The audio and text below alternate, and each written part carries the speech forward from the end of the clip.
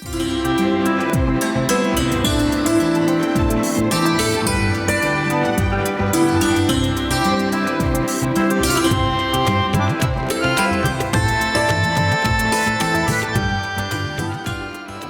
পালনের জন্য নিরাপদ আশ্রয়, সুষম খাদ্য, পর্যাপ্ত ব্যায়াম এবং সামাজিক সহচর্য অপরিহার্য। আমাদের দেশের আবহাওয়ার জন্য মারোয়ারি এবং সিন্ধি এই দুটো জাতকে কিন্তু এখনো পর্যন্ত উপযুক্ত বলা হচ্ছে। জানি না এর বাইরে অন্য কোনো জাত নিয়ে কেউ কাজ করছে কিনা। দর্শক, ঘোড়া পালনের মাধ্যমে কর্মসংস্থানের জায়গা তৈরি হতে পারে এবং আমি বাংলাদেশে বেশ কয়েকটি খামারে দেখছি ঘোড়া লালন পালন করতে, কিন্তু আমাদের দেশে বাণিজ্যিক চাহিদা রয়েছে সেটি কিন্তু জানবার বিষয় রয়েছে। কারণ আমি আজকে প্রতিবেদনের মাধ্যমে অনেক কিছু জানালাম, এরপর আপনারা হয়তো ঘোড়া পালনে উৎসাহিত হয়ে উঠবেন, কিন্তু আগে জানতে হবে যে বাণিজ্যিক কোনো চাহিদা আমাদের দেশে রয়েছে কিনা, এটি আমরা জানবো আজকে। দর্শক, এই মুহূর্তে আমি আছি পপুলার এগ্রো অ্যান্ড ডেইরি ফার্মে। এই ফার্মটি অবস্থিত দক্ষিণ কেরানীগঞ্জে, রাজেন্দ্রপুর। আমার সঙ্গে আছেন এই খামারের ম্যানেজার হাফিজ ভাই। দর্শক, খামারটি প্রায় 10 বিঘার উপরে অবস্থিত। এখানে ভালো মানের কিছু গাভী আছে, ষাঁড় আছে, গারল, দুম্বা, আর ঘোড়া তো দেখতেই পাচ্ছেন আমার পাশে কত সুন্দর চকচক করছে, কিন্তু রোদের আলোতেও চকচক করছে। সাদা একটি ঘোড়া আছে, হাফিজ ভাইয়ের পাশে রয়েছে সাদা কালো মিলিয়ে অসম্ভব সুন্দর একটি ঘোড়া। হাফিজ ভাই, আপনাদের এই খামারটি করবার উদ্দেশ্য কি ছিল, মূলত কি উদ্দেশ্য ছিল? প্রথমে আমরা শুরু করছিলাম একটা শখের জন্য। আমাদের খামারের যিনি চেয়ারম্যান সাহেব, উনি আমাকে বলছিল যে হাফিজ, আমাদের একটা ঘোড়া দরকার, যেটা চড়ে আমি মাঝে মাঝে একটু ঘুরবো, আগেকার দিনে রাজা বাদশাদের মতন। আচ্ছা আচ্ছা। তো সেই অনুযায়ী আমি তাকে নিয়ে দেশের এ প্রান্ত থেকে ও প্রান্ত ছুটে চলা, যে ভালো একটা জাতের ঘোড়া যাতে আমি কিনতে পারি। প্রথমে ঘোড়াটা কিনছিলাম ময়মনসিংহ থেকে। আচ্ছা। তো এরপরে হচ্ছে দেখলাম যে বাংলাদেশে আসলে অনেক জায়গায় কম বেশি ঘোড়া আছে, কিন্তু ভালো জাতের ঘোড়া খুবই কম আছে। হয়তোবা অনেকেই হচ্ছে মারোয়ারির সাথে সিন্ধির ক্রস করতেছে, বা সিন্ধির সাথে হচ্ছে দেশি ক্রস করতেছে, এমনভাবে অনেক কিছু। আর কোনো ব্রিডিং ফার্ম এমন আমার চোখে পড়ে না। তো এর পরবর্তীতে আমাদের খামারের চেয়ারম্যান সাহেব উনি আমাকে বললো যে তাহলে আমরা একটা নতুন, আমাদের খামারের নতুন সংযোজন করলে হয়, যে আমাদের খামারের হর্স ব্রিডিং ফার্ম বা প্রজনন আমরা এখান থেকে করে আমরা জাতটা উন্নয়ন করব। তো যে কথা সেই কাজ, আমরা ছুটে চললাম বাংলাদেশের প্রান্ত থেকে প্রান্ত, যারা এই ঘোড়াটা লালন পালন করবার, যারা কারোর বাড়িতে একটা দুটো আছে, তো সেখান থেকে আমরা এই ঘোড়াগুলো কালেক্ট করলাম, বা এখনও করছি যদি আমরা ভালো জাতের ঘোড়া পাই। তো সাদা একটা ব্রিডার আছে মারোয়ারি, আর এর পরবর্তীতে আমাদের আরও 7টা ঘোড়া কিনলাম, সেটা হচ্ছে মেয়ে ঘোড়া, এবং সবগুলোই মারোয়ারি, বিভিন্ন কালারের, কোনোটা কালো, কোনোটা লাল পাকড়া, কোনোটা কালো পাকড়া, এইভাবে আর কি। এরপরে খাবারের বিষয়টাতে চলে আসতে পারি। খাবারগুলো তো আসলে ঘোড়ার আলাদা কোনো খাবার নাই। আমরা গরু, ছাগল এদের যে খাবারটা খাওয়াই, সেম খাবারটা ওদের খাওয়াই। আপনার বিভিন্ন ধরনের দানাদার খাবার, এটা মিক্সচার করে আমরা ওদেরকে খেতে দিই, আর পানি এবং পর্যাপ্ত ঘাস বা সাইলেজ। হর্সের কিন্তু একটা গুরুত্বপূর্ণ একটা খাবার থাকে, সেটা হচ্ছে ছোলা, যেটা ছোলাটা আমরা মানুষ খাই, এই আস্ত ছোলা বা বুট। এটা কিন্তু প্রতিটা ঘোড়ার জন্য প্রতিদিন তাকে 500 গ্রাম করে রাখা হয়। আচ্ছা। এটা আমাদের প্রতিদিনের খাদ্য জন্য রাখা হয় তাকে। ঘোড়া পালনের ক্ষেত্রে সুবিধাগুলো তো আমরা শুনলাম, অসুবিধাগুলো কি দেখছেন?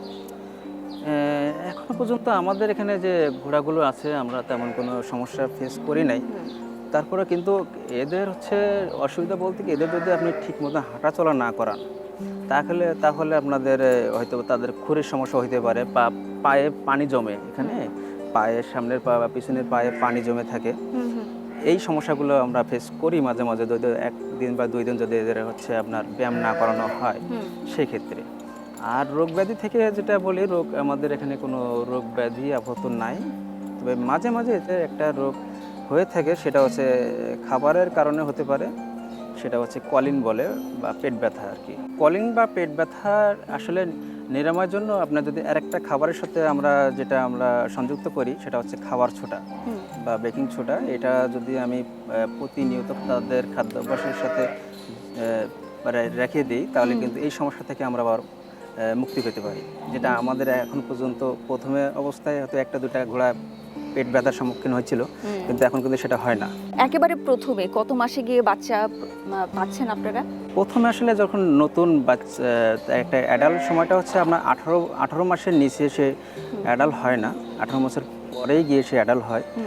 তারপরে যখন সে ডাকে আসে সেক্ষেত্রে আমরা তখন বীজ প্রদান করে থাকি বা ব্রিডিং করে থাকি, এর পরবর্তীতে সে কনসেপ্ট করে। ঘোড়াটাকে যুক্ত করেছেন 1.5 বছর হয়েছে, এর মধ্যে কি কারো কাছে বাচ্চা বিক্রি করেছেন? না, আমরা আপাতত অনেক কাস্টমার আসে আমাদের খামারে ভিজিট করতে বা ফোন দেয় ঘোড়া বাচ্চার জন্য বা বড় ঘোড়ার জন্য, কিন্তু আমরা আপাতত যেহেতু শুরু করছি, আমরা আপাতত বাচ্চা ঘোড়াগুলো আপাতত সেল করছি না, তবে একটা দুটো হয়তো বড় ঘোড়াগুলো সেল করব।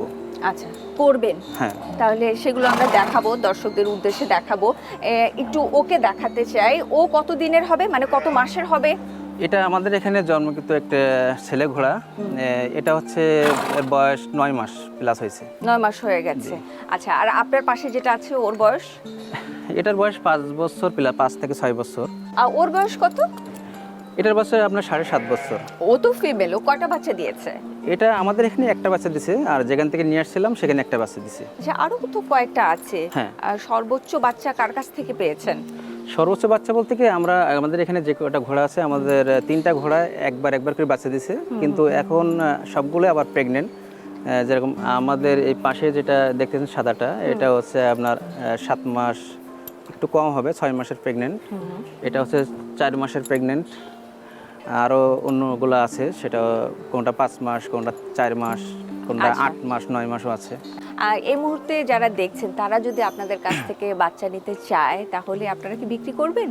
আপাতত আমাদের এখানে বাচ্চা, এখন যে 2টা বাচ্চা আছে, এখন আপাতত বাচ্চা ঘোড়া বিক্রির নাই, তবে কিছু বড় ঘোড়া বাচ্চা বিক্রির আছে, সেগুলো আমরা সেল করব। আর নতুন করে যে প্রেগনেন্টগুলো আছে, এগুলো আবার বাচ্চা দিলেই আমরা সেগুলোর বাচ্চা সেল করব। আচ্ছা, ঠিক আছে। তাহলে এখান থেকে বিক্রি করবেন কোনটা? ওই যে ওই পাশে যেটা দেখতে পাচ্ছি, আমার পাশে যেটা আছে এটা সেল করব। ওটা বিক্রি করবেন? হ্যাঁ। আচ্ছা। আর ওই সাইডে একটা আছে, ওটাও সেল করব, বা আরেকটা আছে ওটাও সেল করব। আচ্ছা, তাহলে পাশেরটার দাম কি আমরা জানতে পারি? এটা যদি কেউ নিতে ইচ্ছুক হয়, আমরা 4.5 লাখ টাকা হলে দিতে পারবো। আচ্ছা, 4.5 লাখ টাকা হলে আপনারা এই ঘোড়াটি নিতে পারবেন। আর ওইটার দামটা একটু বলে দেন। ওটা আসলে ওটা আপাতত আমাদের 3.5 লাখ হইলে সেল করব। আচ্ছা, এবার আমরা চলে যাব দুম্বা, যে জোনটাতে রাখা হয়েছে ওখানে যাব। দুম্বা আছে কতগুলো? আমাদের গাড়ল এবং দুম্বা মিলে প্রায় 400-র মতন রয়েছে। আচ্ছা, দুম্বা এবং গাড়ল একসাথে রাখা আছে? হ্যাঁ, একটু ভাগ করে কিছুটা, কিন্তু পাশাপাশি আর কি। তাহলে চলেন ওখানে যাই। চলেন। চলুন।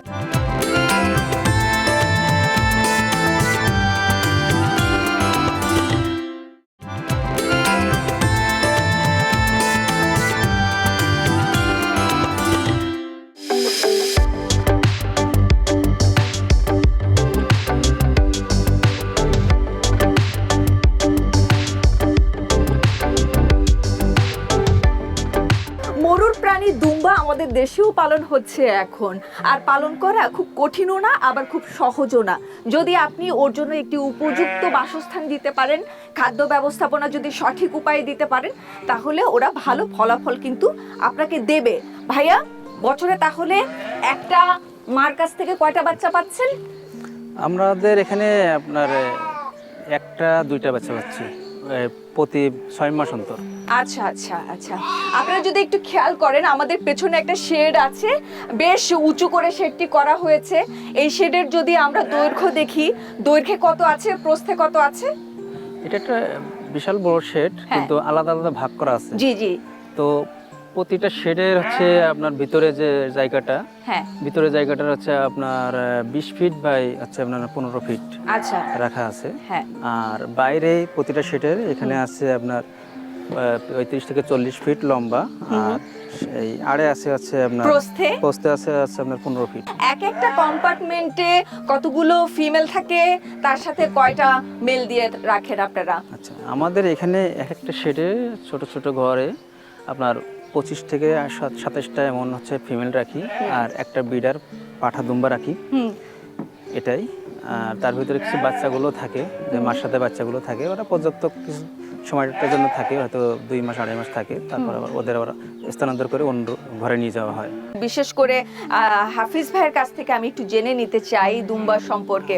আমরা কি একটা ধরতে পারি? আপনি ধরতে পারবেন? আমাকে দেখলে ওরা দৌড়ে যাচ্ছে। আমাদের ভাই আছেন, ভাই তো আচ্ছা, আপনি ধরে নিয়ে আসেন, ওই একটা ছেলেটা সুন্দর ধরেন। দেখে দুম্বা ধরে নিয়ে আসেন, ছেলেটা যদিও সবগুলোই মাশাআল্লাহ সুন্দর।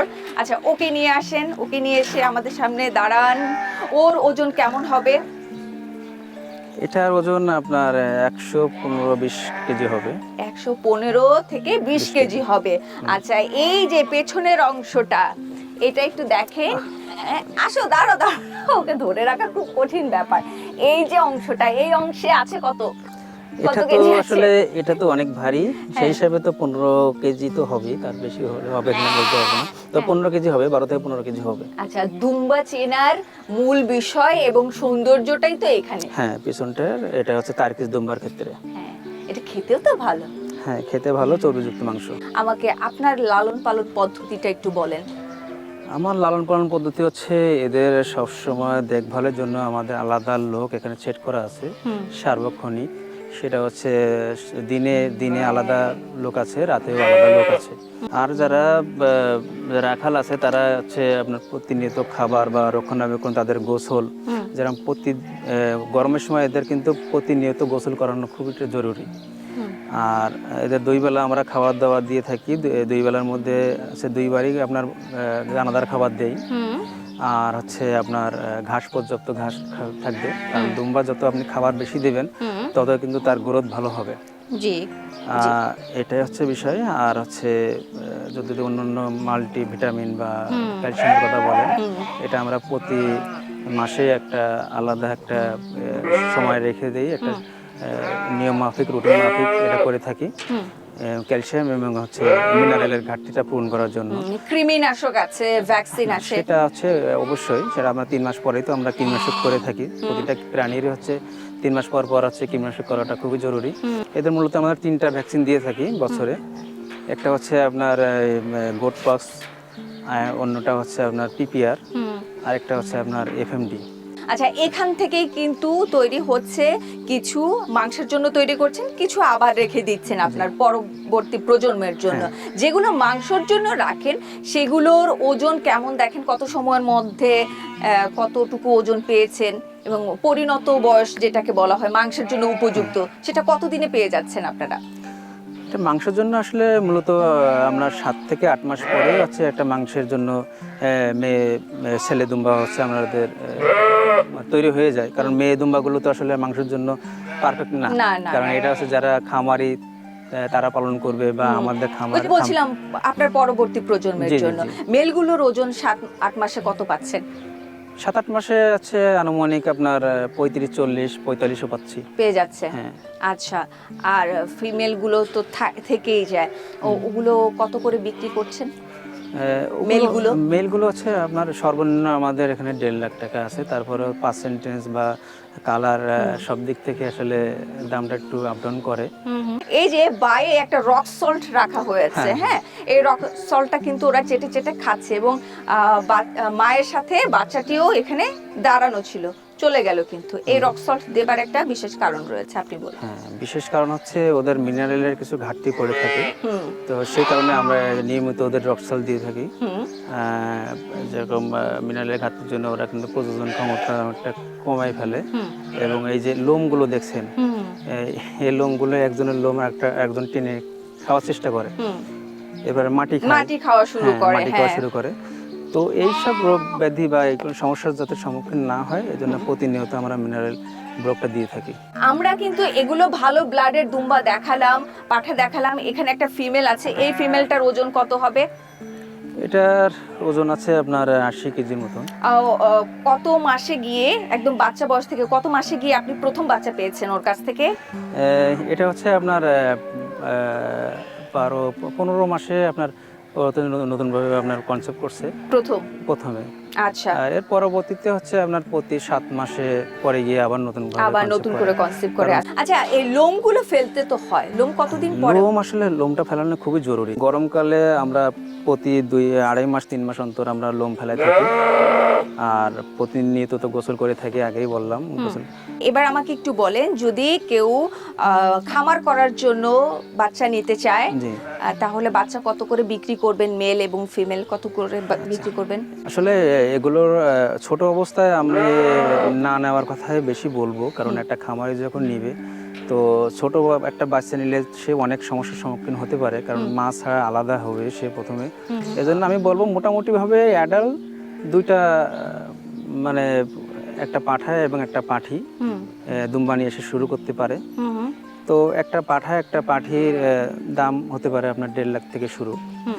তো দুইটা হয়তো বা 3 লাখ বা তার বেশি হতে পারে, মানে হয়তো বা কম বেশি হবে। আচ্ছা, তাহলে আমরা এগুলো সম্পর্কে তো জানালাম, আপনি আর ভালো ব্লাডের দুম্বাগুলো। এবার ক্রস গুলো আছে, আমি একটু ওখানে যেতে চাই, ওগুলোর দাম কেমন যদি বিক্রি করতে চান, কেন ক্রস করানো হলো সেটিও আমরা জানবো। আমরা একটু ওদিকে চলে যাই।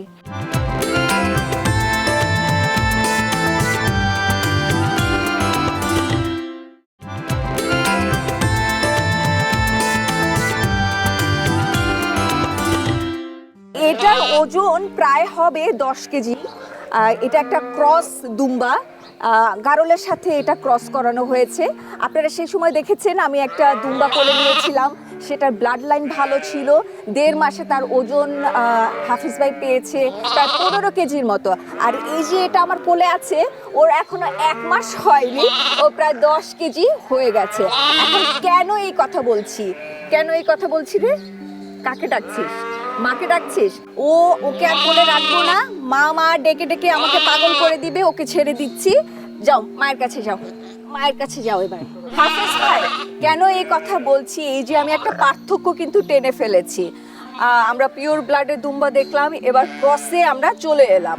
আমাকে এবার আপনি একটু বুঝিয়ে বলবেন যে আপনাকে কেন ক্রসে আসতে হলো, দুম্বা এবং গারলের ক্রস কেন করলেন? যেহেতু আমাদের ভালো কোয়ালিটির অনেকগুলো দুম্বা আছে, প্রায় 200 প্লাস, আর আমাদের গারল ছিল প্রায় এখান থেকে 400-র মতন। তো আমরা আস্তে আস্তে গারলটা শেষ করে ফেলতেছি, আর গারল থেকে কিছু আমরা ক্রস করছি, যেহেতু হচ্ছে অনেকে চাহিদা থাকে দুম্বার মাংস। তো একটা 100% একটা ভালো ব্রিডের একটা দুম্বা কিন্তু কিনে খেতে গেলে একটা মানুষকে কিন্তু অনেক টাকা গুনতে হবে, প্রায় 1.5 লাখ থেকে 3 লাখ টাকা। আর এই ক্রসগুলো করলে আপনার যে এর থেকে যে ছেলেগুলো আসবে, তো ছেলেগুলো আপনারা খুব কম রেটে কিন্তু এগুলো পাইতে পারবে এবং দুম্বার স্বাদটাও নিতে পারবে। যেমন একটা দুম্বার ক্রসের হয়তো বা দাম হতে পারে 30-35-50 হাজার টাকা বা 1 লাখ টাকার ভিতরে হতে হয়। আচ্ছা, আর মেয়ে দুম্বা মেয়েগুলো যে ক্রস বেরোচ্ছে ফিমেলগুলা গারল থেকে, সেগুলো আমাদের এখান থেকে এই দুম্বা দিয়ে আবার নতুন করে ব্রিডিং করানো হচ্ছে। এটা কিন্তু সেক্টরটা টোটালি আলাদা করে রাখছে। ওটা পিওর ব্লাডই থাকে দুম্বা, মেলটা, তাই না? মেলটা আছে পিওর ব্লাড, আর হচ্ছে ফিমেলটা হচ্ছে আপনার পর্যায়ক্রমে আস্তে আস্তে গারল থেকে আবার ক্রসের থেকে আবার দুম্বাতে চলে আসতেছে। কিন্তু এটা অনেক সময় ব্যয়বহুল, তারপরে আমরা এটা চালু করছি, কিন্তু সেক্টরটা টোটালি আলাদা করে ফেলছি। পিওর ব্লাডটা দেখছেন আলাদা এবং আর ক্রসগুলো আলাদা। দুম্বা দিয়ে যদি গারলকে ক্রস করা হয়, এদের কিন্তু আপনার ওজনটা অনেক বৃদ্ধি পায়, অনেক বড় হয়, অল্প সময়ের মধ্যে অনেক বড় হয়। একটা গারল হয়তো বা 35-40 কেজি না হলে একটা ছেলে গারল হয়তো বা 50 কেজি হতে পারে। কিন্তু একটা ক্রস যখন করব, একটা মেয়ে গারলের কিন্তু ওজন হয়ে যায় 50 থেকে 60 কেজি দুম্বার মতনই, এবং একটা ছেলে কিন্তু 100 কেজি পর্যন্ত হয়ে যাবে। যে ওদিক থেকে আমাদের পিওর ব্লাডের আমরা দুম্বা তৈরি করছি, আর এক সেট দিয়ে আমরা হচ্ছে ক্রস করে কিছুটা দুম্বা দিকে আমরা যাচ্ছি। এতে করে কি আপনাদের খরচ কি কমছে? হ্যাঁ, খরচ কমছে বলতে কি, খরচ ঠিকই থাকতেছে, বাট হচ্ছে লাভ বেশি হচ্ছে। হ্যাঁ, কারণ এগুলো দাম বেশি পাচ্ছি, গারল থেকে একটু দাম বেশি পাচ্ছি। গারল থেকে দাম পাচ্ছেন, আবার পিওর ব্লাড থেকেও দাম একটু কম পাচ্ছেন, কিন্তু কোয়ান্টিটি তো এটারই বেশি বিক্রি, তাই না? সাধারণ মানুষের ক্রয় ক্ষমতার মধ্যে আর কি, এটাও না, যার যেটা চয়েস সে সেভাবে ক্রয় করে থাকে। এবার আমরা একটু ক্রস দুম্বাগুলো একটু দেখাই, হ্যাঁ, যে পার্থক্যটা কি, একটু পার্থক্য তো আছে, সেটা আমরা একটু দেখানোর চেষ্টা করি। গারল এবং দুম্বার ক্রসের ফলে যেটা বের হয়েছে সেটা আমরা একটু দেখতে পারি। হাফিজ ভাই, আপনি বলেন একটু ক্রসের ফলে কি পার্থক্য আসে, কতটুকু আসে সেটা। এটা একটা ধরেন এটা 50%, মানে একবার ক্রস করা হয়েছে দুম্বা দিয়ে। তো একটা গারলের কিন্তু লেজ থাকে ঠিক মাটির সমান বা হাঁটু থেকে একটু নিচে, আর এটা লেজ দেখেন এইটুকু মাত্র লেজ, আর এদিকে কিন্তু মাংস হয়ে গেছে প্রায়। কারণ যত বয়স বৃদ্ধি পাবে তত কিন্তু এখান থেকে মাংসটা বৃদ্ধি পায়। আচ্ছা, কিন্তু লেজ থাকবে, ক্রসের লেজ থাকবে। দুম্বার যেমন লেজ থাকে না, এটা ক্রসের লেজ ওর থাকবে, লেজ আছে, একটু হলেও আপনার লেজটা লম্বা থাকবে। আচ্ছা, আবার এ যদি আবার নতুন করে ব্রিডিং করানো হয় দুম্বা দিয়ে, আরেকটু আপনার লেজটা আরো কমে যাবে। আচ্ছা, এর পরবর্তীতে ওই জেনারেশনকে যদি আবার ব্রিড করা হয় দুম্বা দিয়ে, মানে পিওর ব্রিড দিয়ে, তাহলে সেক্ষেত্রে আপনার দুম্বা আসার সম্ভাবনা বেড়ে যায়। সাইলেজ দিচ্ছেন ওদেরকে? হ্যাঁ, আপাতত সাইলেন্স দিচ্ছি, এখন তো ঘাসের একটু সংকট আছে। আচ্ছা, সাইলেজ দিনে কয় বেলা দিচ্ছেন? দিনে 2 বেলা। 2 বেলা? 2 বেলা দানাদার খাবার, 2 বেলা সাইলেন্স। তাহলে প্রতিদিন এক একটা ক্রসের ওরা কতটুকু সাইলেজ খায়, আর আপনার ইসের ভালো ব্লাডের ওরা কতটুকু খায়? সেম, প্রায় সেম। আচ্ছা, ওই আপনার 1 থেকে 1.5 কেজি এমন খায়। তাহলে আমরা যে বলে থাকি ভাইয়া যে একই খরচে ক্রসের মাধ্যমে আসলে কি খরচটা কমিয়ে নিয়ে আসতে পারে, সময়টা কমিয়ে নিয়ে আসতে পারে, এইটা হচ্ছে ক্রস আসলে খামারিদেরকে এই জায়গাগুলোতে সহজ করে দেয়। ফিমেলগুলা কত বিক্রি করবেন ক্রসের? এগুলো আপাতত আমাদের যে ক্রস ফিমেলগুলো আছে এগুলো আপাতত বিক্রি নাই। যেরকম ফিমেল দুম্বা বিক্রি আছে, হ্যাঁ, বা পিওর দুম্বা বিক্রি, ছেলে দুম্বা বিক্রি আছে, আর ক্রসের যে ছেলেগুলো আছে ওইগুলো আমরা বিক্রি করি। ওগুলা বিক্রি করবেন। ক্রসের ছেলেগুলো তো ওই পাশে, হ্যাঁ, ওই যেগুলো পাশে। মাংসের জন্য তৈরি হচ্ছে। আচ্ছা, তাহলে চলুন আমরা ওই পাশটাতে আপনাদেরকে একটু দেখাই। যদি আপনারা কেউ ক্রসের দুম্বা নিতে চান মাংসের জন্য, তাহলে আপনারা এগুলো দেখতে পারেন। চলেন আমরা একটু ওইদিকে চলে যাই। ওরা খাওয়ার সময় আমি বিরক্ত করতে চাই না। এই 60 কেজি ওজনের ক্রস দুম্বার দাম কত? এটা যেহেতু একবার ক্রস হয়েছে, হ্যাঁ। গাড়ল থেকে ক্রস হয়েছে, এগুলো আমরা লাইভ ওয়েটে বিক্রি করি 750 টাকা লাইভ ওয়েট।